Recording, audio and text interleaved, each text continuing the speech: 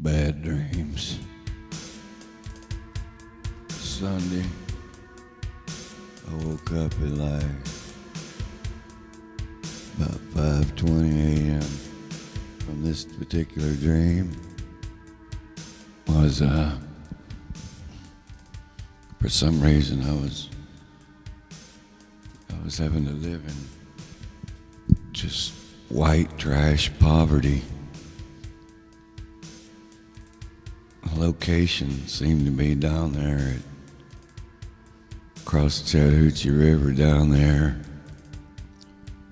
right at the intersection of Atlanta Road and Bolton Road, them little shacks down there.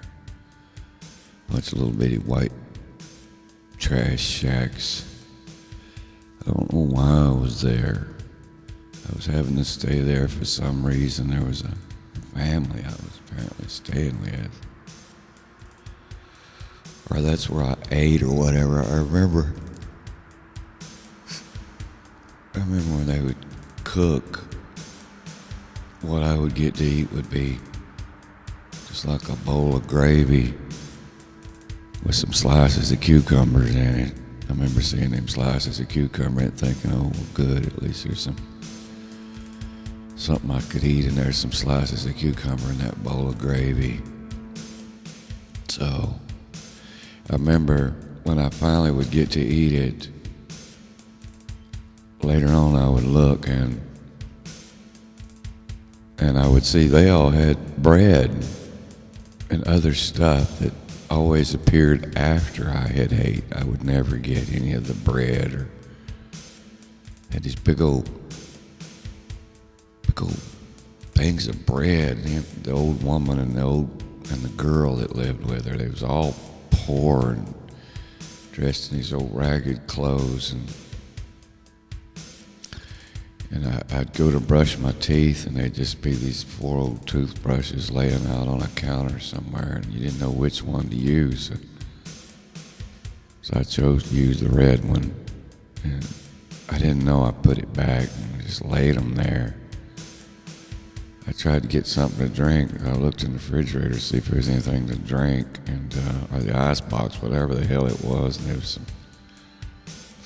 like a couple of, I thought, well, damn, there's a Pepsi in here. I hated to get the last one, because you know how it is when it's the last one, you can't get it or whatever. But I went in and got it, but then once I got it, I saw it was open. There was just a little bit in it. It just had a little hole in top of the can to sip through.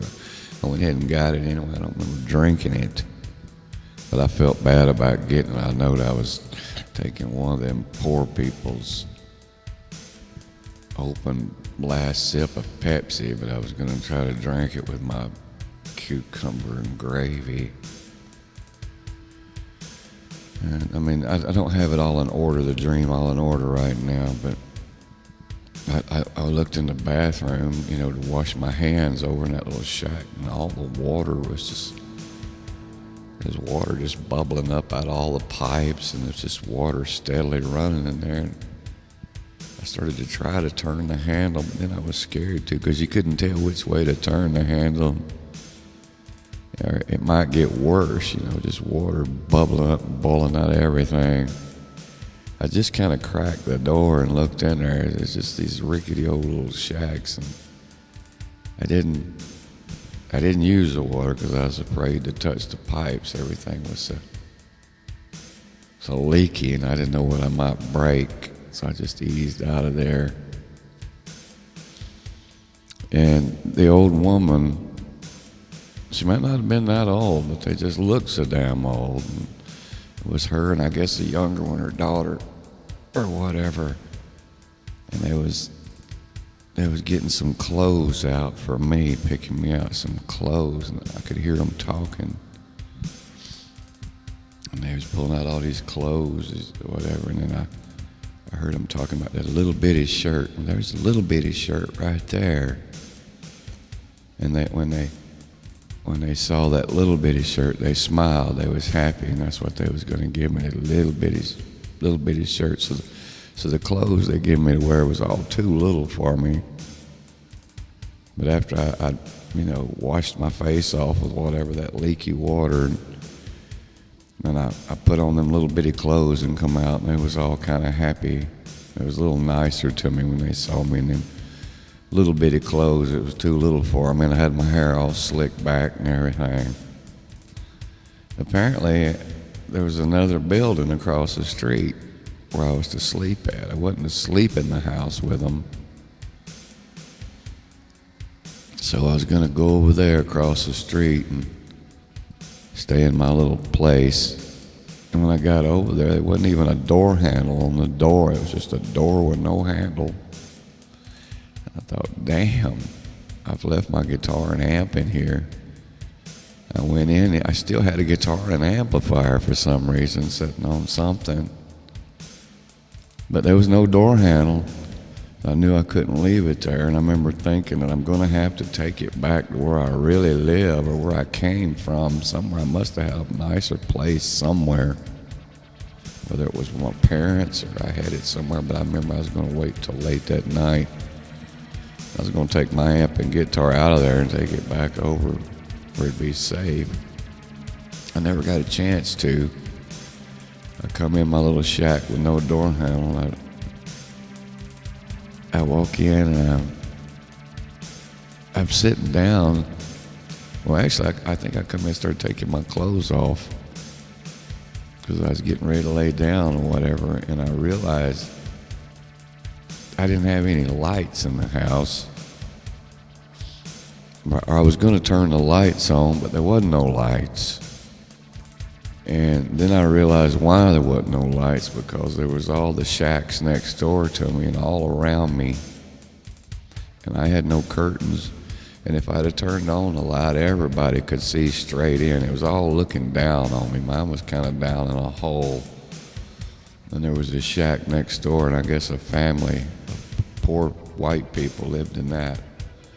And I could see in their windows too. And I see they had a dog. They had a big old black dog. I thought, well, they look, they might be poor, but they seem, like they might be kind of a happy family. Had a big old dog in there laying on the floor, a big old black dog. And I looked beside him. There was another black dog as big as him. And I looked beside him. There's another big black dog. They had 3 big old black dogs laying in the floor. And you could see them rambling around in there. And you could kind of hear them talking. There's just a bunch of them crammed in these little bitty shacks.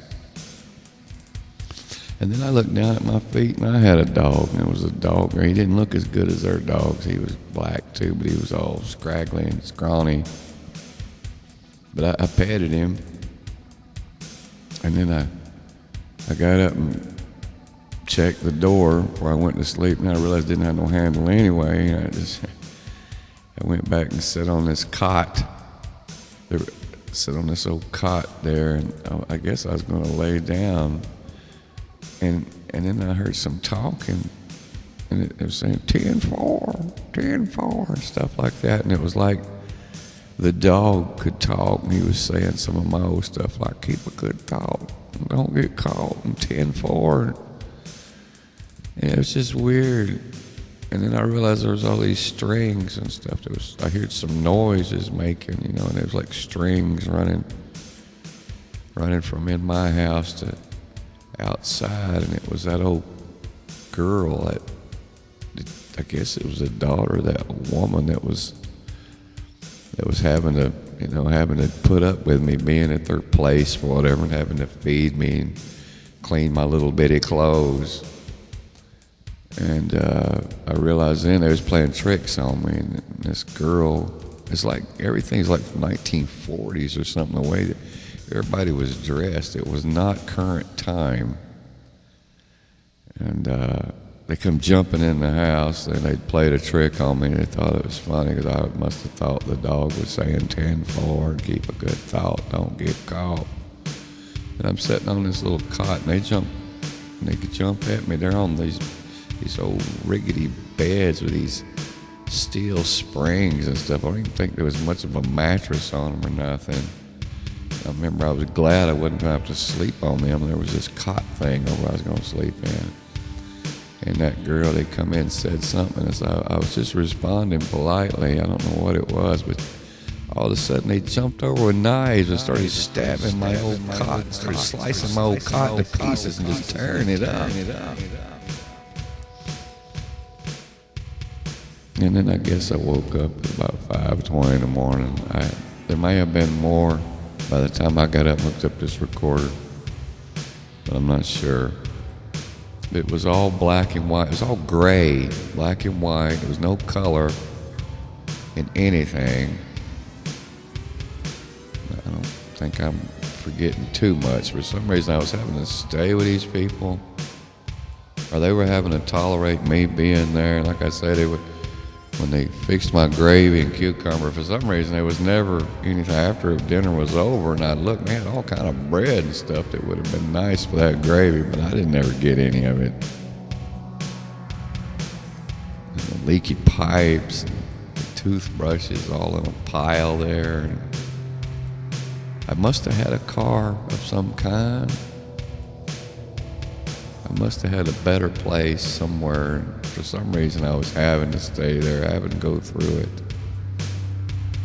And I woke up, and that's just a dream from Sunday evening. I'm going to pause here, maybe tell some of my dreams from last week while I can still remember some of them. But right now, my real dog is wanting out. So keep a good thought and don't get caught living in abject poverty 10 fucking 4.